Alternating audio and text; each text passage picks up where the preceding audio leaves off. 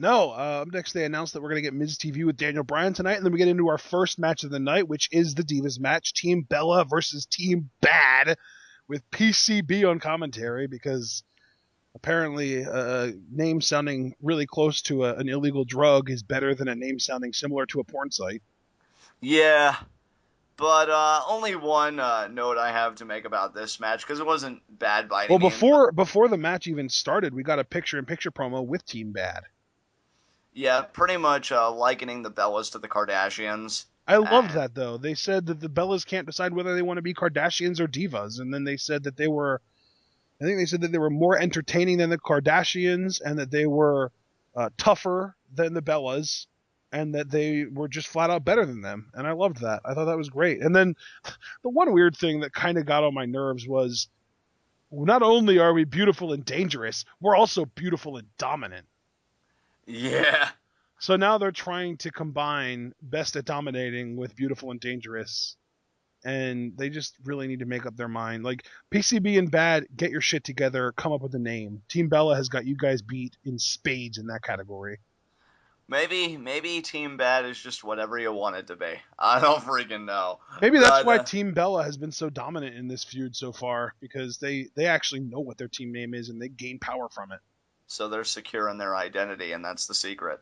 Yeah. Um, but yeah, the only note I really have to make about this match, because I mean it wasn't bad by any means, but the only thing that really stuck out to me, the fanfare for Sasha Banks. And for Brie Bella, you got to give credit where it's due. And you know what? I actually did have that in a note I took. Yeah, Brie Bella as well.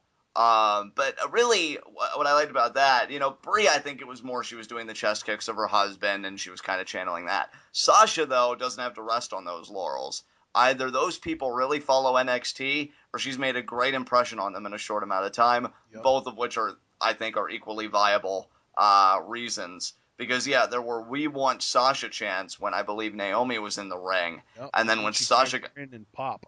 yeah, the pop though, I love that so much. And then yeah, Ashton, there's not really much more to say. I mean, you already talked about the finish during your nitpick about Brie Bella pinning Tamina, so it's good that they're still protecting the NXT women, but it's whatever. I think what I really love too is that on commentary, Paige said that the only decent person on Team Bad is Sasha, and then Cole was just like, "Oh, what, the other two don't matter?" And then Paige was just like, "No, they don't. We've beaten them just a load of times. They don't matter at all." So I think she even straight up said they don't count. That's great. Yeah, Yeah, like I was kind of was like a moment where I'm just like, wow, Paige really burying Naomi and Tamina. But then I thought for a second, I was like, you know what? Yeah, it makes sense. that was pretty much just like, wow, they're really burying Naomi and Tamina. Then again, it's irrelevant. Yeah, But and so are Naomi and Tamina right now. there you go. But They're standing in the shadow of Sasha Banks. as everyone should. As everyone is, you mean? Post match, we get another little brawl segment. Not as epic. Oh, of wait, course. I have one more thing to say, though. Oh, of course. About the actual match. Yeah, that's fine. When Brie Bella got that huge pop when she tagged in and the chants and going crazy from the crowd, Yeah. she starts doing Brian's kicks, and Paige says she can't come up with her own stuff. I loved that. Yeah, I caught that too. Paige, very acerbic on commentary, very biting criticism. I enjoy Paige on commentary. I think that maybe I already said it, but I think that the fact that there's probably a good possibility that they told the other two girls to just let Paige do all the talking. I think that was just kind of because of this, because Paige can say some of these controversial things and kind of light a fire under people, and I like it. You have to wonder if they've really been taking note of how Paige, like her personality on Tough Enough, and they're like, bring more of that to Raw. Because again, she really left no prisoners with her criticisms, and I did enjoy that. But yeah, we have a post-match brawl breakout again. Not as epic as that first big brawl that you might be thinking of, where all the NXT women arrived. But still, I mean, I liked how all the women were kind of facing off, especially the Charlotte Sasha stare down. I can't wait for that to be. Yeah. And is it it's worth noting too that Charlotte was the one that basically stood tall at the end of the brawl itself. Right. And then Sasha got back in the ring and they had their little stare down, and then the rest of Team Bad and Team PCB joined, and the 3-on-3 stare down happened, but then all 6 of them turned their attention to Team Bella. Yeah. Because she who holds the title has the power. So I really can't wait to see Nikki Bella's reign coming to an end. Hopefully Sasha, emerges with the championship. Personally, I can't wait for a pay-per-view card to have on it Charlotte versus Sasha for the Divas Championship. That's going to be such a great matchup when that happens. Or Sasha versus Becky. They tore the house down at that takeover Or show. Sasha, So. Charlotte, Becky, and Paige in a fatal 4-way, whatever works. I mean, yeah, we got combinations, man. We got options. But just, try and do something a little more creative in the meantime so that it doesn't seem so incredibly obvious that you're just stalling for time at this point. Absolutely. Well, I mean, we did get formally announced what we all saw coming, a 3-team elimination match. I like that it's elimination, though. I do, too. I like that it's not your typical one fall to the finish. And my question, though, is it like a full-on like Survivor Series style elimination match, or is it just if one person from a team gets pinned, that entire team is eliminated? I would think the latter. Yeah. I wish it would be the former, but I think you're probably right. Yeah. Still, though, should be a very interesting matchup. Has the potential to really I hope it comes down to Nikki, Charlotte, Becky, and Sasha. And the only reason I say Nikki is because they're going to want to make her stay strong. Right. And that's only if it's like an actual elimination style match. Obviously, if it's an elimination where one person gets pinned and their whole team is out, then I just kind of hope it comes down to the Bellas. And that makes it hard though, because like I would want the NXT women to get featured, but I just feel like there's no way the Bellas are going to be the first ones eliminated. Right. So, or maybe the possibility is that one of the NXT women makes Nikki tap, and that's what eliminates the Bellas, and that sets up that NXT woman versus Nikki at Night of Champions where they can win the title.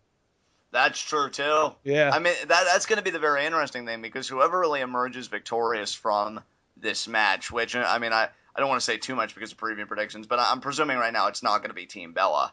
I'm guessing, if I had to guess, PCB is probably going to win. As much as I wish Sasha would get the win, they're probably just going to have someone pin Naomi or Tamina to, protect Sasha, and, that's kind of how it seems. Yeah, it makes it all the more infuriating that Nikki can't really commit to her alignment, because she is a heel, though you wouldn't guess it, and you'd probably think there would be hope of Sasha winning. But if we are going to get like a face NXT woman, whether that be Charlotte or Becky, definitely Charlotte, taking the title off Nikki, it would have to be that they would win at SummerSlam first. So I don't know how they're going to handle it all, but I am excited for it. Should be a good matchup. Yeah, definitely. All right, so what do we got next, brother? Well, we find out that Stephen Amell is in the audience, and we kind of knew this because last week they said that he would be, but they just confirmed it here. And then we get our second match of the night, which was The New Day versus Los Matadores, with PTP watching on a monitor from the back, not on commentary. Kind of a nice little change up from what they seem to have been doing every single week for the last decade. Yeah. Solid matchup. I enjoy Los Matadores, at least as far as an in-ring perspective goes, because their work is just so crisp. I mean, everybody remember that it is Epico and Primo. It's so crazy. Like, I feel like we're the only people on the planet that absolutely loved Prepico when they were tag team champions. They were so good. They were, and it wasn't even because of Rosa. Like, everyone was talking about how, the only reason that they have the championships is because of Rosa. That might have been the only reason the WWE wanted to feature them on TV enough to give them the titles, but they were freaking amazing in the ring. Exactly. So certainly not bad here. Although I have to laugh because commentary, and I get what commentary is trying to do. I'm not saying it's their fault, but they're like, Los Matadores have really been on a roll. The momentum's really clicking for them, and then they lose to the New Day. So that momentum came to a halt, I guess. You know what, though? I like that. I like that commentary put them over really strong before they lost, because that made the announcement that we would get after this segment make a lot more sense. Absolutely. That I will completely agree with you on. But can we just say, before we even get more into that announcement, Big E, New Day are just, and specifically tonight, Big E. Yeah. I know I've said it so many times, but it bears repeating. I freaking love the New Day. They are amazing. I mean, there was somebody in the Raw live thread on Reddit tonight that said, this is proof that the New Day is the greatest thing to happen to the professional wrestling business in the history of ever. And I really had to think about it. Like, are they? Like, it wasn't just an immediate reflex like, oh, shut up, you're exaggerating. No, they're pretty amazing. And I think it really says something that you had to ponder it, Ashton, considering that Adam Cole is a thing. Well, But yeah, but those are two different universes. That's so true. And But New yeah, Day is inside the Adam Cole universe. so Adam Cole still at the end of the day controls everything. Adam Cole is omniscient. How did we get here? Oh wait, it was my fault to begin with. But anyway, Yeah, you kind of uh, did bring up God. I I gotta say, guys, what I love about this year in pro wrestling, and particularly what Twitwow has done, really expanding our reach. You guys know we're doing G1 Climax. We've done ROH. But what this year in pro wrestling has really taught me is that performers or gimmicks or whatever you want to say that turn out terrible, sometimes all it takes is a shift in alignment to really change everything. I mean, if you've been Naito. keeping up, yeah, Naito. I was getting ready to say, if you keep up with us on G1 Climax, Naito, the biggest and perhaps the best this year, example of that very case, and New Day turning heel. That's why me and Ashton even said one time in conversation, you know, John, when we praise New Day, we've got to specify heel New Day. And you're absolutely right, because if these guys were still baby faces, I could just picture the cringiness of the promos. Oh, JoJo, it's okay that we lost, because we'll rally back and we'll make tomorrow a new day. It hurts. But then when they're heels and they could just commit the hyperbole and be so into it, I saw Big E gyrate tonight. He And, gyrated so much, and I don't know if you read his Twitter, but he actually tweeted an explanation for the gyration. and you showed me that tweet, but can you share it with our audience? He said, "Oh man, you're gonna actually try and make me quote this, aren't you?" Oh, wait, you don't have it pulled up? I can pull it up. I can pull it up. I mean, I'll just continue to talk and just No, say, I have it. I have it here pulled okay. up. He said tonight's gyrations were solely to show some loose women with bad judgment what I'm working with. Oh my god. Like, how is that PG? First of all, Yeah. loose women with bad judgment. That's anything but PG. Yeah, that's really horrible. But It's well, say what you will, it's still freaking hilarious. I'll tell you what, man. I mean, like I've said, the goal of any faction that has any sort of aims or whatever, should be to elevate the performers within it to a certain place on the card. And to me, what I've said since day one, I would hope that this would be the thing to finally elevate Big E to main event status. Yeah. And I'm not entirely ruling that out, Ashton, because I if you know, see right? the It's yeah. crazy because there was actually a rumor floating around a couple months ago that Big E was originally supposed to be the one to get the Roman Reigns push. Interesting. How much better would that have been? Dude, you know what the crying shame is to me, and I love that we're just kind of branching off into all the discussions tonight. But it's kind of a shame to me, and I'm not saying that you and I are above everybody else because we did X or Y, but I really do feel like a lot of people don't know just how good Big E is. Yeah. Like, not many people are really aware of his time in NXT when he was one of the most over acts there with the whole five gimmick.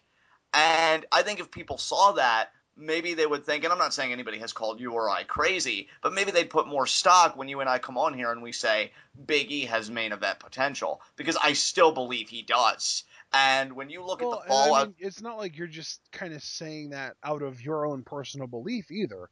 We've seen Big E as a main eventer. It just so happens that it was in NXT. exactly. I'll never forget the contract signing between him and Bo Dallas. Yeah, dude.